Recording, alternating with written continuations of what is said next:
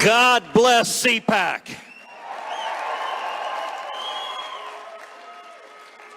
I gotta say, Orlando is awesome. It's not as nice as Cancun.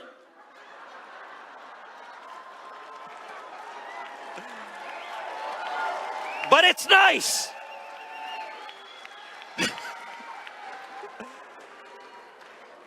And I gotta say, what an amazing array of speakers here at CPAC. For a second there, I thought we were in Des Moines.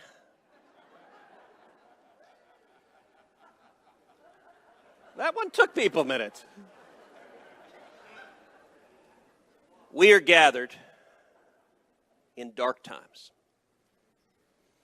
We're gathered at a time where the hard left, where the socialists control the levers of government, where they control the White House, where they control every executive branch, where they control both houses of Congress.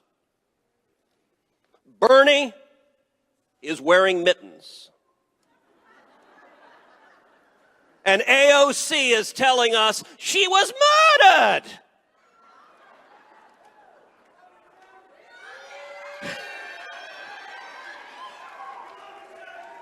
And the media desperately wants to see a Republican civil war. Liberty is under assault, and what are we going to do? I'll tell you, we will fight.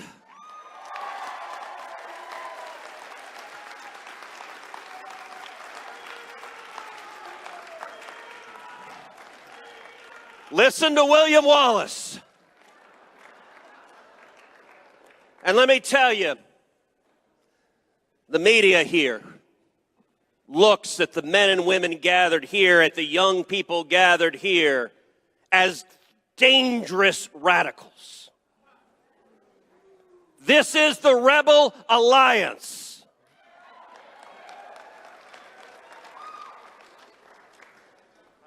And Vader and the Emperor,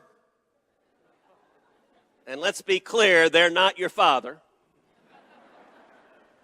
are terrified of the rebels who are here, and I'm proud to tell you, Gina Carano is standing with us.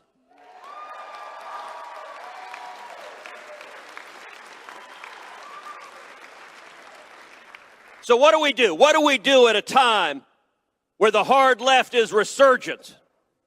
Two very simple things. Number one, we defend liberty.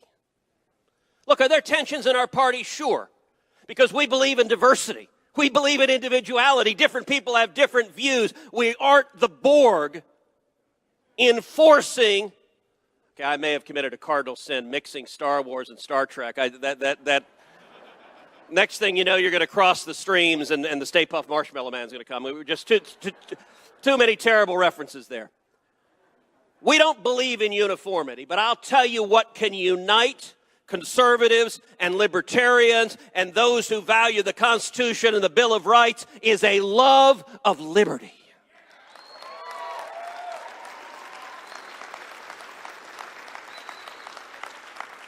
And the left, they tell you who they are, particularly in a global pandemic. As Rahm Emanuel said, you never want to waste a good crisis. And hoo boy, these guys don't want to waste it. You see statists in California putting 37 tons of sand in a skate park because ain't nobody having fun while the socialists are in charge. We see Bill de Blasio in New York sending people in to shut down parks and to throw young Orthodox Jewish kids out of the parks because, God forbid, children have fun. We see leftists across the country shutting down churches. California, they've helpfully explained, you can go out and protest. You can scream and yell, abolish the police. And this virus, magically, no one will get infected. You can French kiss the guy next to you, yelling, abolish the police. and no one will get infected. But if you go to church and say, "Amazing Grace," everyone's going to die.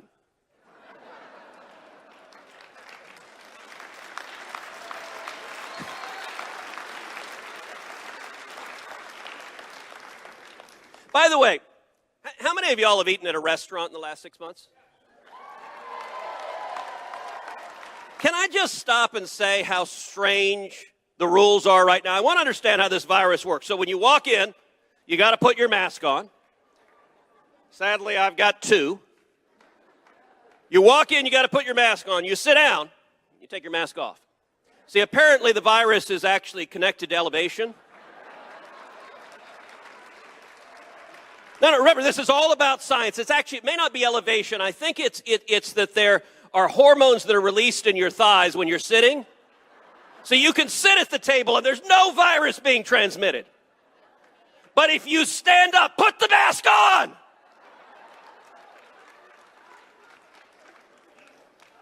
And listen, let's be clear. This is a dangerous virus.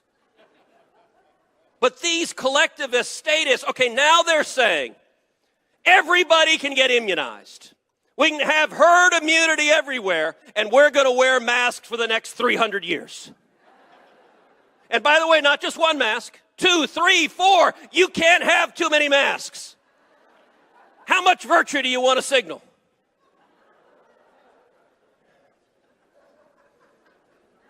This is just dumb.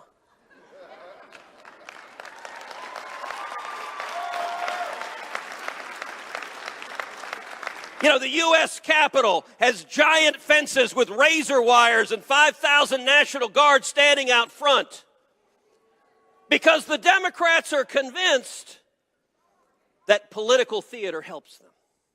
Let's be clear, this is not about security at this point. This is about political theater. Half the country, the deplorables, are dangerous. And they're going to turn the Capitol into a military outpost in Baghdad just to have their compliant media echo that message. But do you know what terrifies every one of these statists? The truth. Liberty's powerful. Liberty's persuasive. Liberty is fun. You know, last week, we lost the great Rush Limbaugh.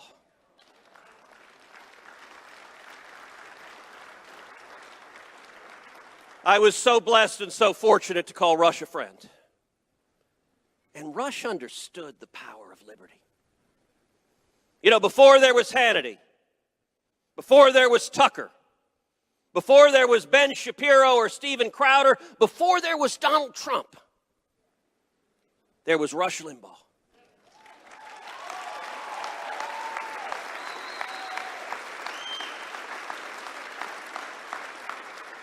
And before there was Section 230, there was something called the Fairness Doctrine, which gave leftists in Washington the power to silence views they didn't like. We got rid of the Fairness Doctrine, and Rush Limbaugh started by going on one AM station. And then a second AM station, and then a third, and then a fourth, and then a fifth. And the voice of liberty spread like prairie fire. And let me tell you right now, in Los Angeles, there's some skater kid who's 19, who's told that it's hip and chic and cool to be a leftist socialist man,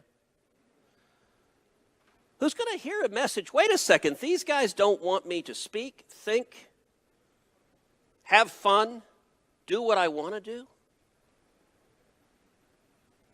The message of liberty is profoundly subversive.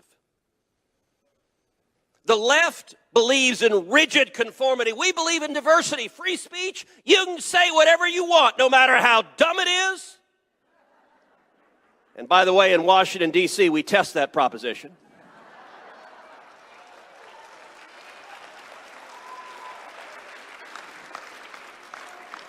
Religious liberty, you can worship however you like on your knees before Almighty God. Or you can worship the almighty dollar. Or you can worship, I don't know, pink Martians. That's the beauty of freedom, the Second Amendment. Oh, the left hates the Second Amendment because they want their people docile and compliant. You know, when we saw riots all across the country, I remember there were reports that riots were going to come into mostly peaceful, fiery but mostly peaceful.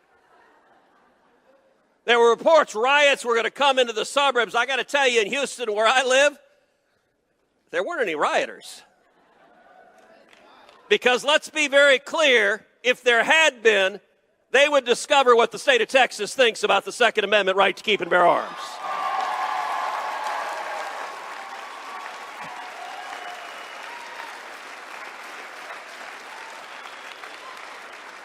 So defend liberty. But number two, have fun. Have fun. You know, so many on the right, they act like they got a stick inserted somewhere it doesn't belong. Like, just lighten up. Especially now, the left, they are shrill. They are angry. How many leftists does it take to screw in a light bulb? That's not funny!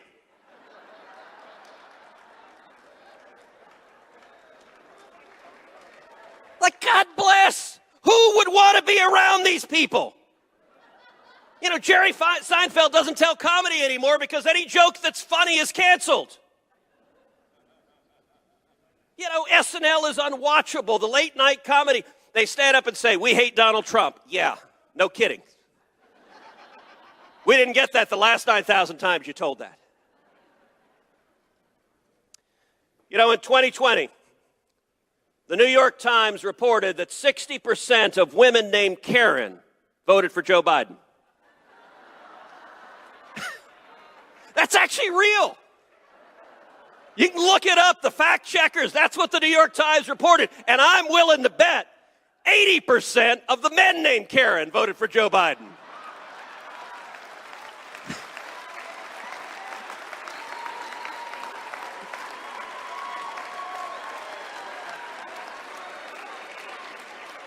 Just have fun. You know, yesterday,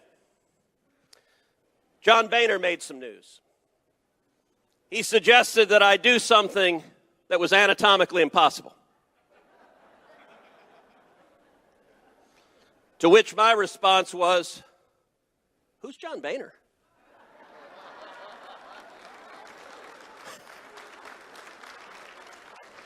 And you know what? There are a whole lot of voices in Washington that want to just erase the last 4 years. Want to go back to the world before, where we had government of the lobbyists, by the lobbyists, and for the lobbyists. Where the Republicans' compelling message was, Republicans, we waste less. And they look at Donald J. Trump, and they look at the millions and millions of people inspired who went to battle fighting alongside President Trump, and they're terrified. And they want him to go away. Let me tell you this right now, Donald J. Trump ain't going anywhere.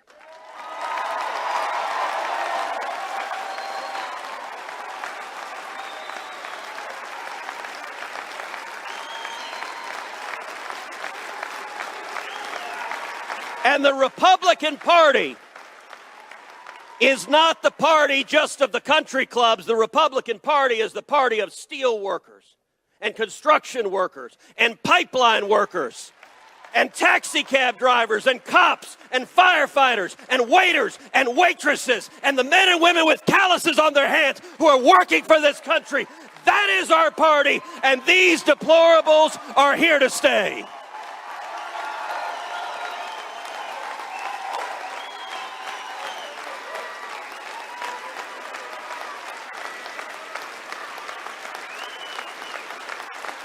Every one of you has a platform. Every one of you has a voice. The corporate media wants to silence these voices.